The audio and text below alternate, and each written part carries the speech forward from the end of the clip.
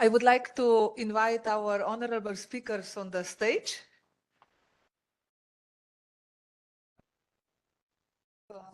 I hope that you can see us also there behind. So we go to the next stage, to the panel discussion, the first panel discussion today. I would like to Warren to indicate when we have still 5 minutes before the end. Okay, so it has been probably quite a tiring day. We are sitting here with many disciplines, with many different knowledges, a lot of competencies, a lot of knowledge, cognitive things, but still the presentations today, they were from the epidemiology, dosimetry, mitigation, social sciences and everything. So it was quite a diverse. And now in this session, we need to do even further step because all presentations, they were about the fundamental science. And we were asked or identified to speak about how we can translate this fundamental science into the practice. So I would like to introduce my speakers here today. All of them, they are somehow the owners of the radon action plans, and they need to implement radon action plans in their own countries. I don't know whether we have online also, Horst? No, we don't have. Okay, so we have the Wolfgang Ringer from the Austrian Agency for Health and Food Safety. He's head of the Department of Radon and Radioecology, but we know Wolfgang from the many international organizations. He has been many years the president of European Radon Association, maybe the first one, the second one. Then he is also the vice chair of the HERCA group on radon and norms. A bit differently, probably I will read later on how this group is the name. But you are also active in international organization, pan-international organization like ANSCARE, World Health Organization, International Atomic Energy Agency. But here today, you are also deserving this seat also because you need to bring all this fundamental knowledge into the practice. And actually, you will also be asked how this can be done, or is there anything useful for you? But this may be on the later stage. So the next speaker is the Smiliana Filiani.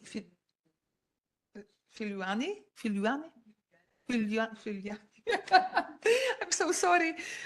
She is inspector about the radon from the Slovenian Radiation Protection Administration, which belongs under the Ministry of Health. It's not the same organization that has been presented this morning, but you are collaborating together because radon action plans, they have many organizations that they need to work together to address this extremely really complex challenge. And you are inspector for radon, especially you take care for the schools, for the kindergartens, but also working places. And you are also responsible for radon measurements. Thank you for coming here. And here next to me is Eloise Fonseca. Yes. Eloise is chair of the working group on norm of HERCA, heads of the European Radiological Protection competent authorities. We know them. They are really extremely active and extremely influential in the radon management. But she works also for the Portuguese Environmental Agency, in the department which is responsible for development and implementation of the radon action plan, but also for the related issues, not only for the radon but also bit norma. Yes.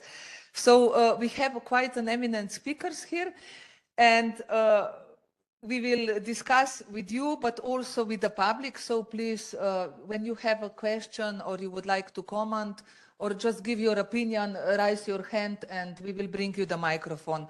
So let's start from the back and we will go then to the morning, to the difficult, for me as a social scientist, difficult at the end. We will leave it.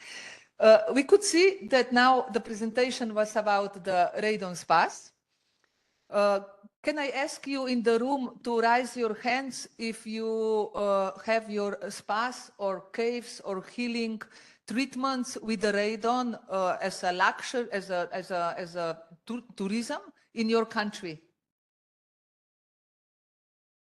Yes, so can you raise your hands up? Balázs, radon spas, caves, Balázs. No, not tourism. Healing caves, huh? They are also, or they were in Hungary. Yeah. Okay, so we have quite some people. So my question is, so it was presented that there is no conflict, there is no controversy between these two topics, radon as a cure and radon as a treatment, but there are two realities. And my question is, do the authorities that they need to increase the radon testing and radon mitigation in dwellings, and you're really challenged with this because people are not testing, but if they are testing, also those that they are receiving higher concentrations in their homes, it's not necessary that they are going to mitigate. Do we need to communicate about these two different realities? I just want to pinpoint out that preliminary we did some extra analysis and we compared the knowledge about the health effects of the radon in those countries where they are radon spas and the other countries where they don't have radon spas. And the people in the countries with radon spas, they responded much more, I don't know, on the questions related to health. It looks like that they are a bit confused because they have much more, I don't know, comparing to the countries where they don't have. So the question is, do authorities need to address these two realities or not? And if yes, why? Or if not, why not? Wolfgang, can you maybe try as the first one? Okay, thank you, Tanya. Well, the answer is clear to this question, and at least for Austria, it is important for the authorities to address these questions of beneficial radon exposure and radon exposure which increases the risk to lung cancer. And we run the National Radon Center of Austria, and we've got a radon hotline where people can phone and ask about radon, about the health impact, but also about how to measure and how to mitigate. And when we try to advise people through this communication hotline, radon info line, we can see how difficult it is to resolve this confusion about the beneficial radon and the health risk radon. And that's why we have been trying for many years to resolve this confusion and to communicate that both realities are realities and that they have to be seen in different perspectives. But it's very difficult to resolve this confusion for the citizens. And this is what the studies you presented, it shows the same thing. It was during the public, I could hear that, okay, it is justified to go to the radon spa. Is justification really always controlled or not? Because we could see that it's open, it's not always justified, or is it? It is controlled by the medical doctor. I mean, it needs the agreement of the medical doctor. If someone wants to go to a radon treatment, he has to get the agreement of the medical doctor. So in this way, it is controlled for the patient. And it's known that for specific diseases, autoimmune diseases, it is observable. It's clinically observable. There's a beneficial effect of radon treatment, and it's like for any other medical treatment. If the benefit is higher than the additional risk, then it's justified. And for specific diseases, for specific persons, the benefit is higher than the additional radon risk, because the additional risk to get lung cancer from radon is very small during the treatment, because the treatment is usually for 3 weeks, maybe 1 or 2 hours a day, even not sometimes. And the additional dose, radon dose to the patient is in the order of 1 year of exposure at home. So it's somehow limited, and the benefit is higher than the risk.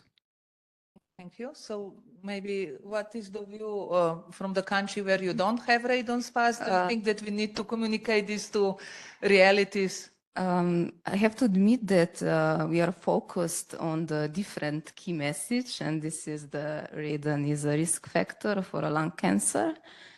So we are focusing our efforts are focused this way. So actually, we don't have the spas. So the questions are also not present from the public view. So, and I do agree with the colleague that if it is used for the treatment, that it should be supervised by doctor. So. What about in Portugal? Yeah, hello. In Portugal, we don't have radon spas. But the thing that we need to take care of on these special environments in the caves and the other spas is the protection of workers.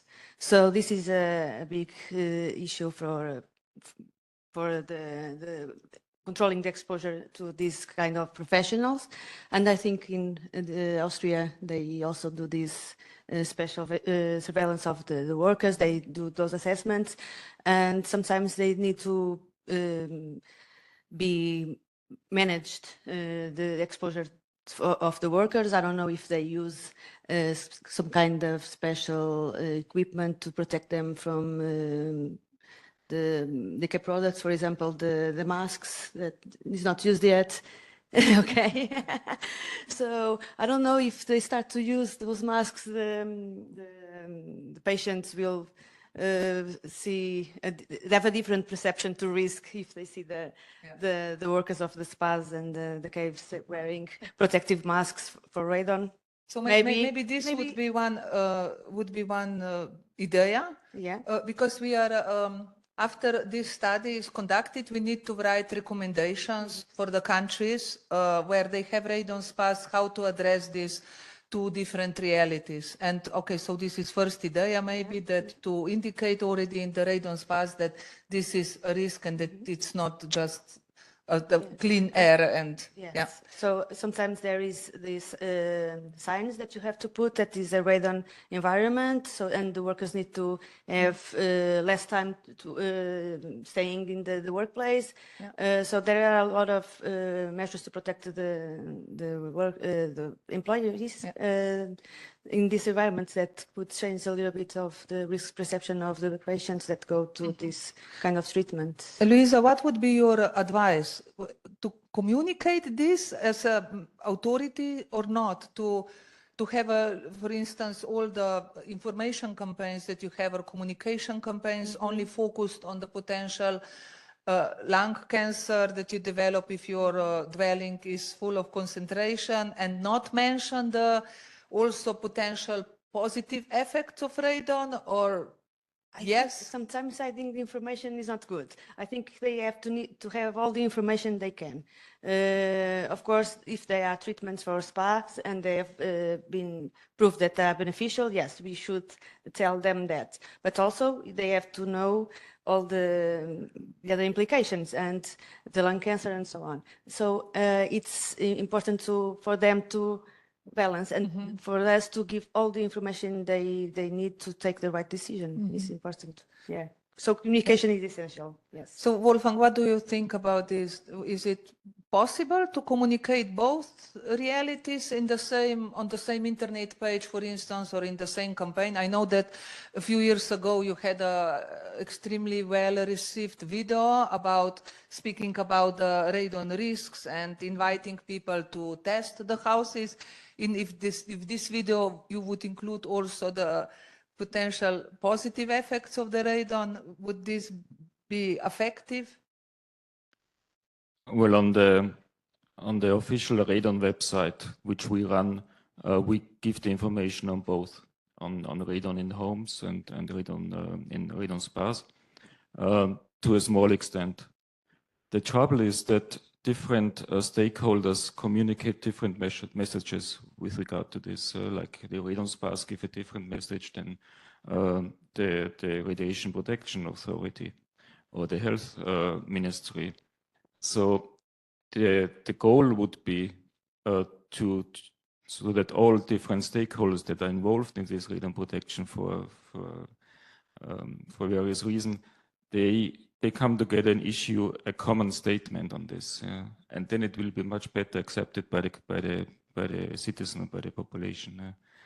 And we've been working on this. We've been trying this for many years now, but it's difficult. It's difficult because between the stakeholders, we as the National Radon Center and promoting risk awareness when we go to these areas where you have got this radon spas, we are not always welcome, and so there's this kind of not competition, but we have different messages, and it's difficult to get a common statement on this from all stakeholders. I think this would be very helpful.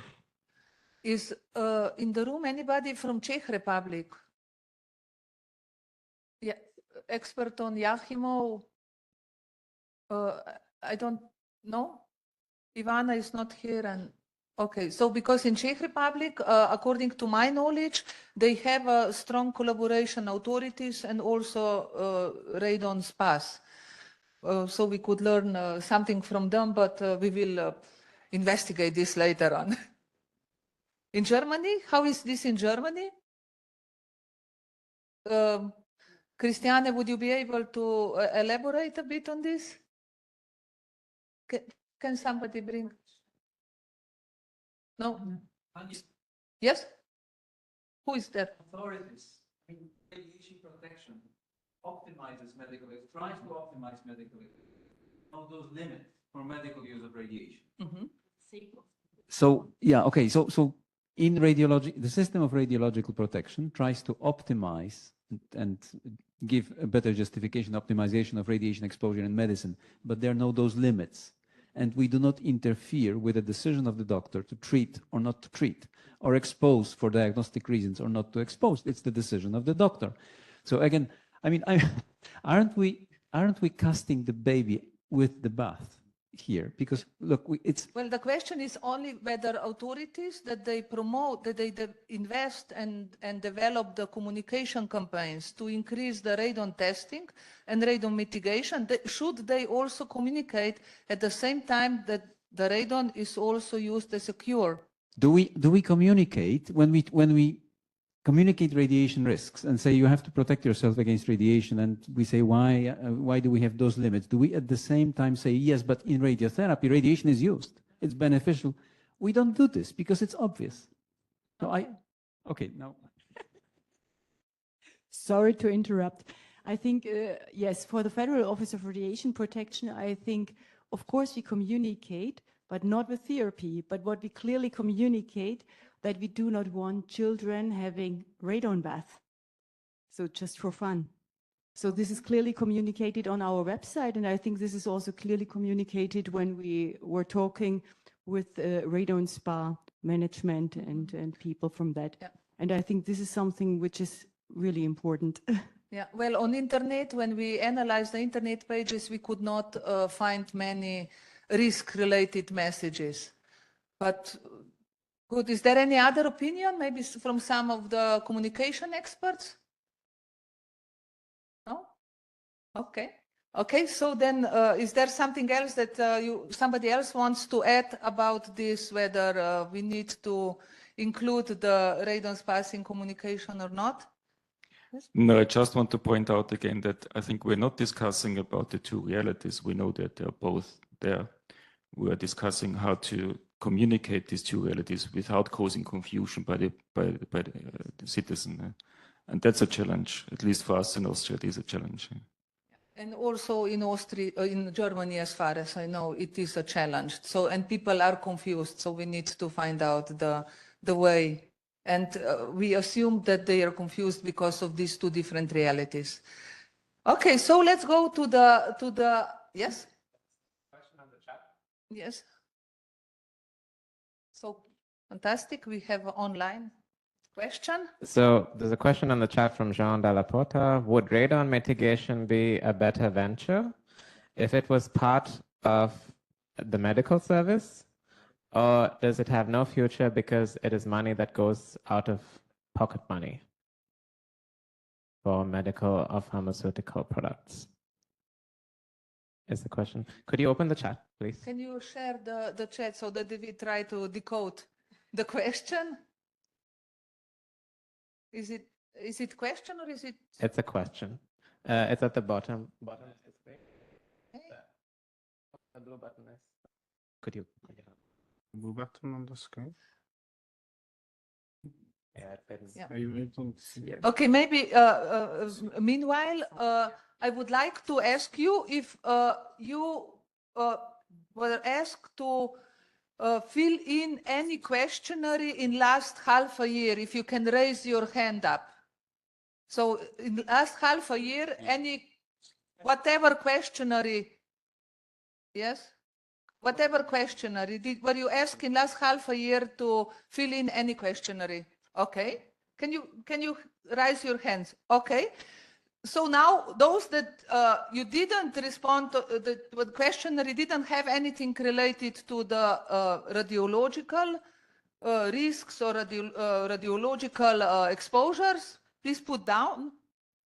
Yes. So only those that you filled in the questionnaire related to radiological field, radiological risks. Can you raise your hands up?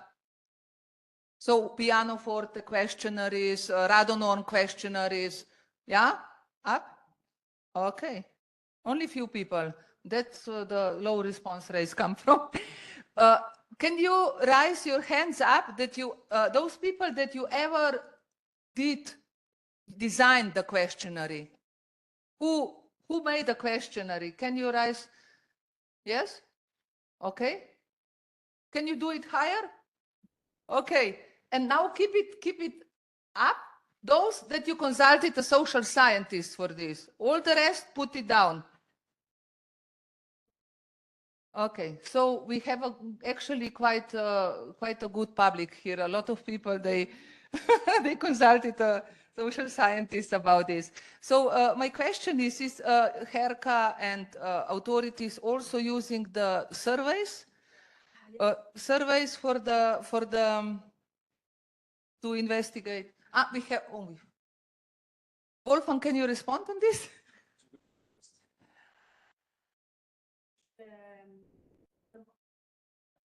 If I understand the question is if a medical doctor would prescribe radon mitigation, is it correct? If mitigation was more successful if it was prescribed by a medical doctor? Yes. Yeah.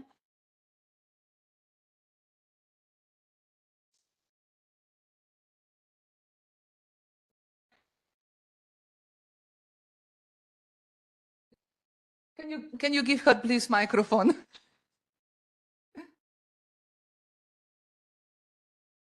It's not on. So I think the question is why remediation is not prescribed by doctors as a preventive measure to prevent diseases related with the exposure. Okay, so why is not prescribed? It's a field that we didn't explore as well. It would be a very good idea. Usually the prevention is in the building codes and everything is done by that way. But the competent authorities develop these building codes to radon prevention. But I don't know if medical doctors, they have the ability to prescribe remediation, and they can indicate that the patient or the person that sees the doctor is protects himself with testing and mitigation, but prescription is not a thing that Wolfgang, can you also respond? Do you collaborate with the medical doctors in Austria? Can you take it? How are they included in the campaigns?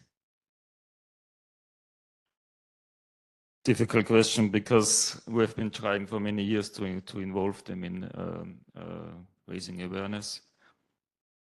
And we see that even for medical doctors, it is confusing to have radon spas and lung cancer risk from radon, at least for the general doctors.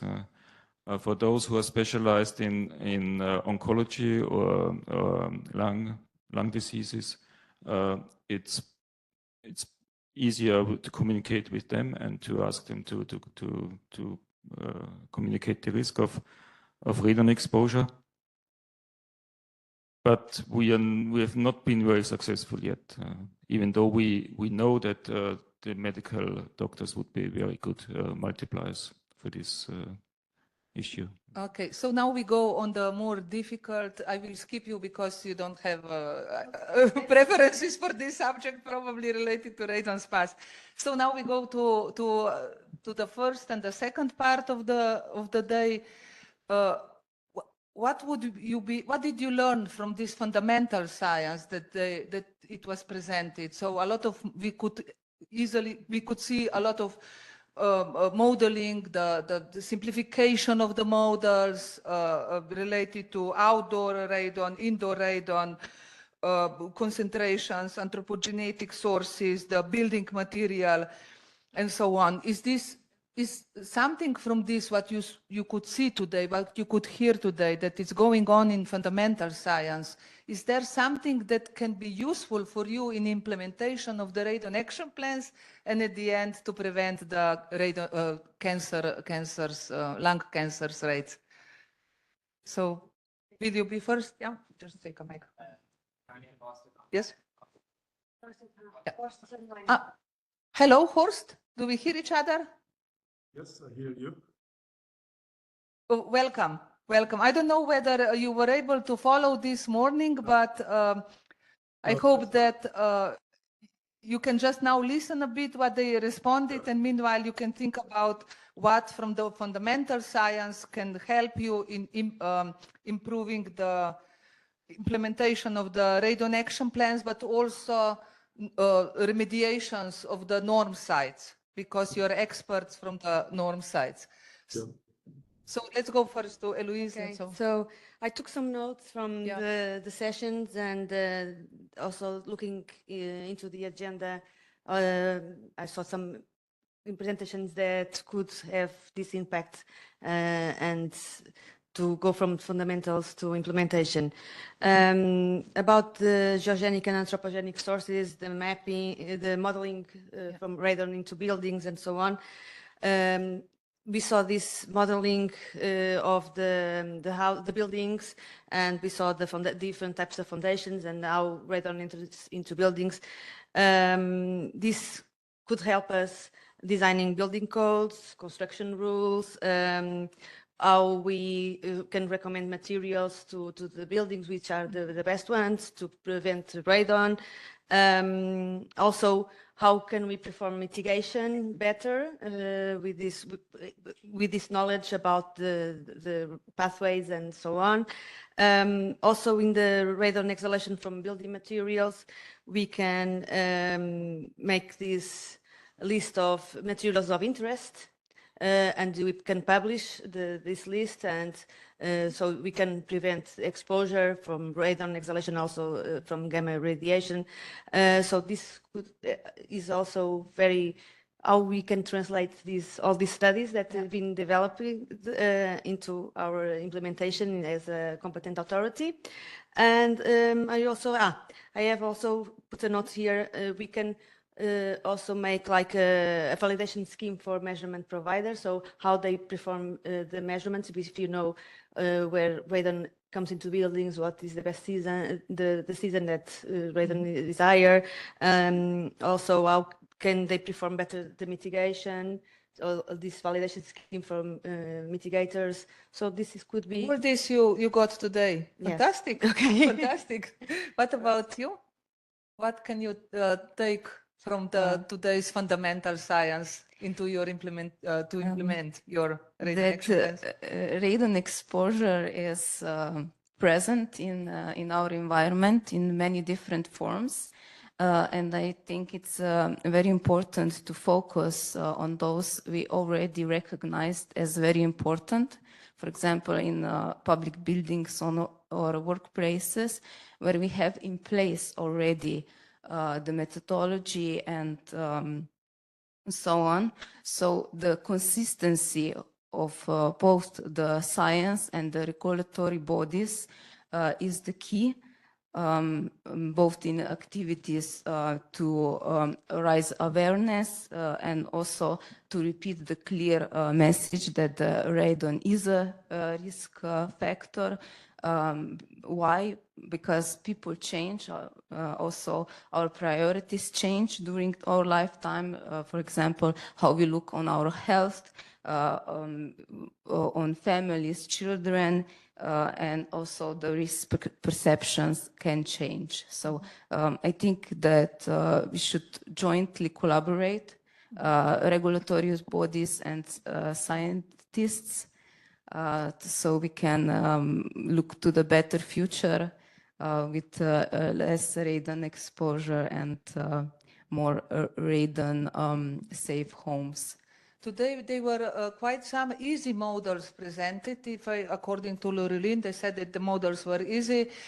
Is it possible that those models, easy models, that they are used by the researchers would be also used for the authorities?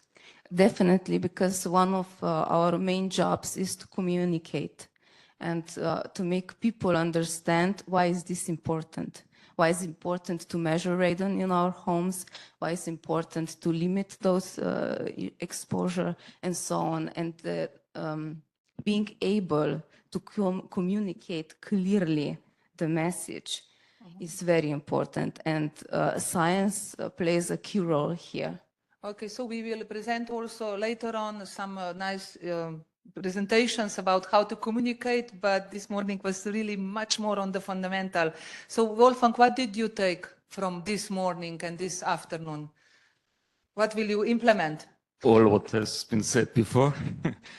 And maybe one more issue, which is we need to transfer the radon exposure to a dose.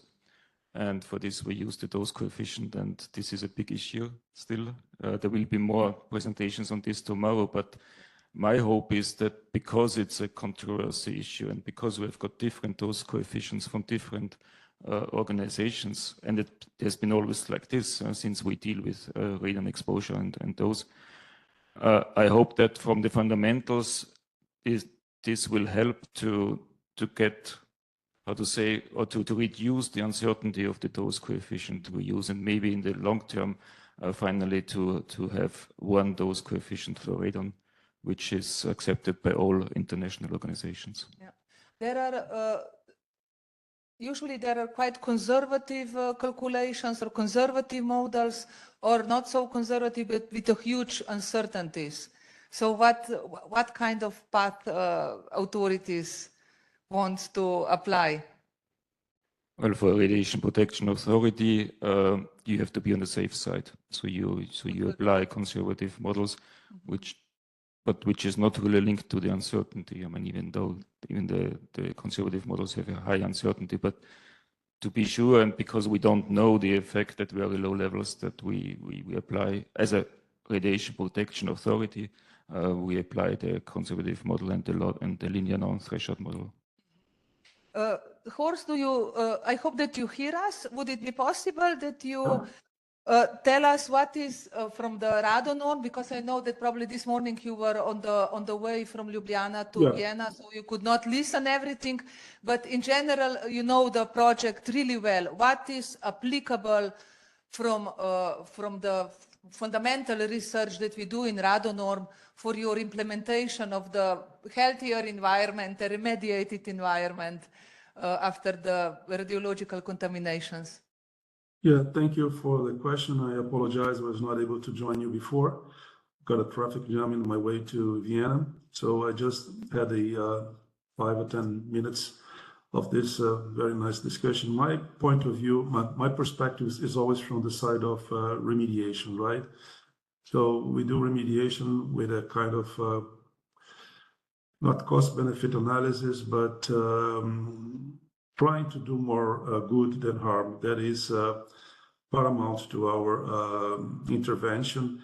And that means that we need to justify what we are doing. We need to optimize what we are doing. I got Wolfgang telling that linear node threshold model is the one to be applied. I can understand that. That is where the consensus stands right now. About being conservative, there are pros and cons in this approach. I think that the regulators always try to be conservative, and this is a little bit to do with the precautionary principle. I get it. We know that radon essentially comes from soils to the houses more than from the building materials. I guess this is well established and discussed in the ERCA meeting in Vienna some months ago. I think that was pretty well established. So my question is, taking advantage that we are talking about social sciences, we are talking about participatory decision-making. The point is, who will be in charge of funding the remediation activities? Is the person in a house that has higher radon concentrations in air, is the person or the family able to say, okay, I'm willing to live with those limits. I don't want to put any money in reducing these concentrations. Would that be mandatory? That's a question that I put to Wolfgang, for example, as a regulator. Is it the state that would need to pay for these interventions? And what kind of justification would be used in this aspect? So we talk about, again, participatory decision-making. So that's a pretty interesting case that we need to discuss how to make decisions in this particular respect. The science is there, but the point is, what are the people willing to accept, what people are willing to do in terms of reducing the doses, the concentrations, particularly with the question is, who will pay for that? This is my take. Okay, thank you, Horst. These are the 1 million questions. I think, I believe that Wolfgang, you don't want to, that was more a rhetorical question, or you want to... No, it's not rhetorical, it's very practical. I can answer that. Eloisa will respond on the HERCA representative. Yeah. Okay, so I can say some words about the remediation.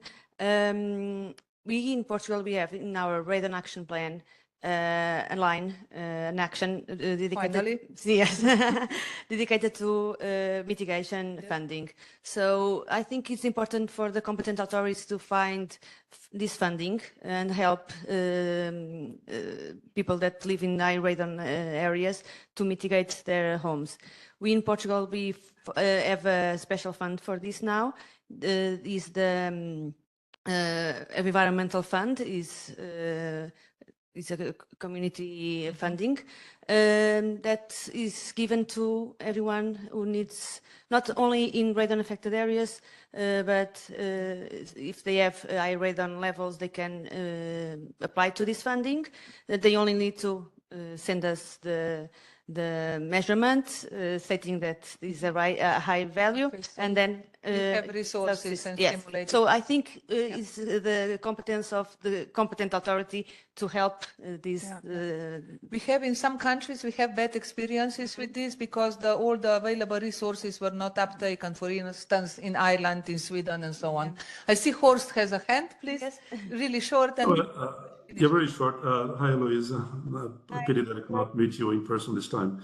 So you mentioned that it's the duty of the competent authority to find these funds. Okay, that's fine. And then you say there is a fund that is made available. It's a taxpayer money. The point is how to contemplate other priorities in terms of allocation of funds, in terms of public money, so that the discussion should be wider. I understand that this is an important issue, but it may be situations in which you have competing priorities. So I believe that the discussion is really needed in this regard.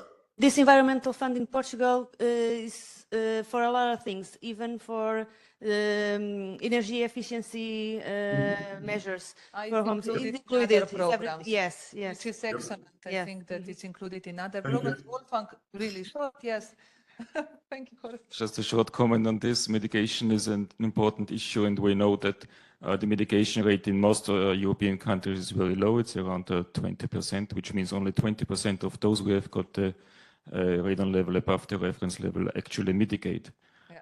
But in our experience, funding is only a small part of the solution to this, because in one federal state in Austria, they give funding to mitigation. They've been doing this since 1997, but it doesn't really increase the mitigation rate dramatically. So there are many other factors which need to be taken into consideration when you try to increase the mitigation rate. Okay, so with this, I would like to thank you all to participate at this discussion. We confirmed, Robert, that there are two realities related to radon, that's not a problem, and that potentially authorities, they need to address them in different ways. And we also confirmed, Warren, this is a good news for you, that our authorities, they learned a lot today and they could understand much more than I did. So congratulations, and we wish you all the best in implementation of the radon action plans and future collaboration within the radon. We will also discuss mitigation in the later, but now let's finish with this and let's have a short coffee break.